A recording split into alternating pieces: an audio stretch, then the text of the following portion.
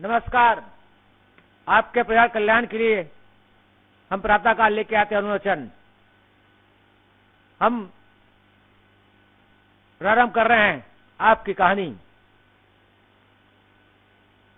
मैं अरुण भद्रा आपका अपना चैनल डी न्यूज में अनुवचन आपकी कहानी लेकर आता हूं, जो आपके परिवार के लिए ज्ञानवर्धक है, कल्याण के लिए देखे सुने और पालन करे, अपने परिवार और साथियों को पालन करवाए।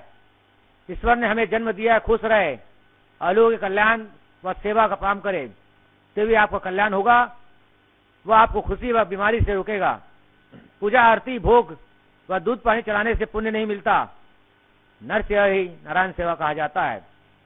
बलिदानों के आजाद देश में आज आदमी रुपया कमाने की आपाधापी दिखावा प्रतिस्पर्धा बढ़ रही है। इस आपाधापी में लोग बीमार हो रहे हैं। शुगर, ब्लड प्रेशर व कैंसर जैसी बीमारी बढ़ रही है।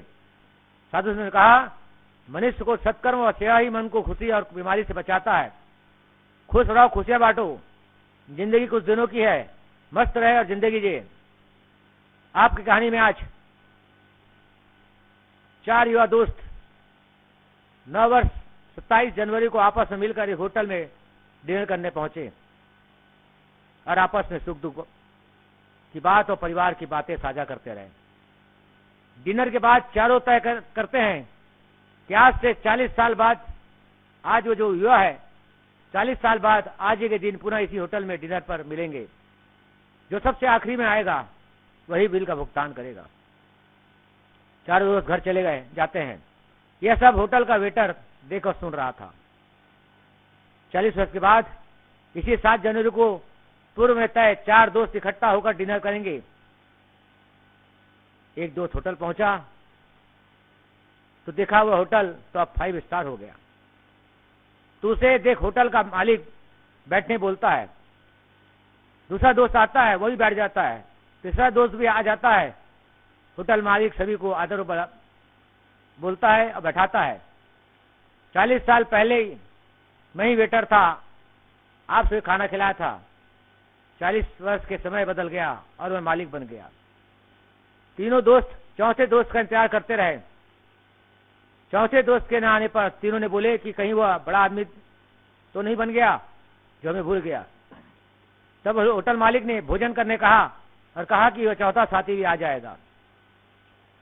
चौथे दोस्त को नाते देख तीनों भोजन करके पेमेंट देने की बात पर मालिक कहता है कि आप लोगों का भुगतान हो गया है। होटल मालिक बोला कि एक आदमी आकर दे गया। वह सभी डिनर कर होटल के बाहर जाते हैं। तो सरकारी गाड़ी आकर रुकती है और उसमें से सूट बूट पहने एक युवक आकर तीनों को प्रणाम करता है और कहता है, मेरे पिता शिक्षक थे, मुझे पढ़ाया, आज मैं यहाँ कलेक्टर हूं। पिता ने अपने मृत्यु के पहले बीमारी होने पर मुझे कहा था कि हम 4 दोस्त 40 साल बाद 7 जनवरी को पुनः एक साथ भोजन करने का सोचा है और एकत्रित होंगे। मैं रहूं या ना रहूं, तुम 7 जनवरी को मेरे न रहने पर आखिरी व्यक्ति मैं ही हूंगा, अतः तुम जाकर मेरा इंतजार कर रहे दोस्तों को डिनर का होटल में पेमेंट कर देना। तब तीनों दोस्तों ने सोचा, हम हर साल मिलते तो हर साल एक दूसरे का हालचाल दुख सुख बांटते। ये कहानी सिखाती है अपनों से मिलते रहे, आपस में सुख दुख बांटते रहे, दुनिया से प्यार मोहब्बत नहीं रहता। आइए दूसरी कहानी जो आपके समझने के लिए और अपने पालन करने के लिए।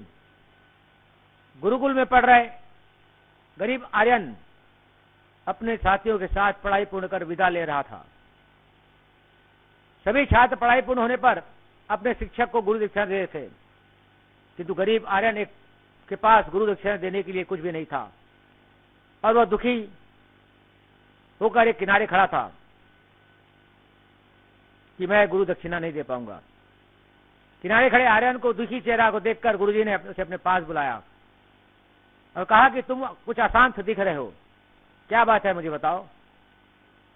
तो आर्यन ने बताया कि मेरे पास गुरु दक्षिणा देने में के लिए कुछ भी नहीं। तब शिक्षक ने मुस्कुराते हुए कहा कि तुम गुरु दक्षिणा चाहते हो तो जाओ एक बोरा सूखा पत्ता ले आओ तो आर्यन खुश होकर सूखा पत्ता बीनने चल पड़ा। उसे कहीं भी सूखा पत्ता नहीं मिला। आर्यन को पता चला कि एक व्यापारी सूखा पत्ता बेचता है। तो आर्यन उस व्यापारी के पास पहुंचा और कहा कि मुझे सूखा पत्ता एक बोरा चाहिए, और मांगा। व्यापारी ने कहा कि मैंने तो सूखे पत्ते से दोना बना लिया। तब आर्यन ने और पता लगाया, तभी उसे पता चला कि एक बुजुर्ग महिला सूखी पत्ती जमा करती है। तो आर्यन उस महिला के पास पहुंचा। पता लगा कि वह इकट्ठा सूखे पत्तों से चूल्हे में आग जलाकर खाना बनाती है। आर्यन सूखा पत्ता नहीं मिलने पर निराश होकर गुरुजी के पास पहुंचा और कहा, गुरुजी आपके आदेशों का पालन नहीं कर पाया, मैं असफल रहा। तब गुरुजी ने आर्यन से कहा, मेरा गुरु दक्षिणा मिल गया। मेरे मित्र की संयमता व संयम व संघर्ष जो तूने सूखे पत्ते खोजने लगाई, गुरु के लिए योग्य छात्र ही गुरु दक्षिणा होता है, इससे बड़ा गुरु के लिए कुछ नहीं। आज तो शिक्षक भी शिष्यों से बड़ा गिफ्ट लेकर उसे पास कर देते हैं या रिजल्ट अच्छा कर देते हैं। यह अनमोल कहानी। गुरुकुल में पढ़ रहा है गरीब आर्यन अपने साथियों के साथ पढ़ाई पूर्ण कर शाला से विदा लिया और गुरु दक्षिणा की मुहूर्त पूरी हुई। आज इतना ही अनमोल कहानी में जो आपकी कहानी के रूप में हम आप पेश करते हैं। साथियों, यदि आपके पास कोई कहानी है या आपने कल्याण के लिए कोई कहानी लिखा है तो अवश्य मुझे साझा करें। मेरा मोबाइल नंबर 9425202319, पुनः मैं बोलता हूं 9425202319 मेरा व्हाट्सएप नंबर है। मुझे साझा करें और आपके कहानी को हम अपने चैनल के माध्यम से लोगों के बीच चलाएंगे, जिससे आपके अंदर भी अनमोल कहानी लोगों को देने की एक खुशी आपके पास आएगी। धन्यवाद। जय हिंद, जय भारत।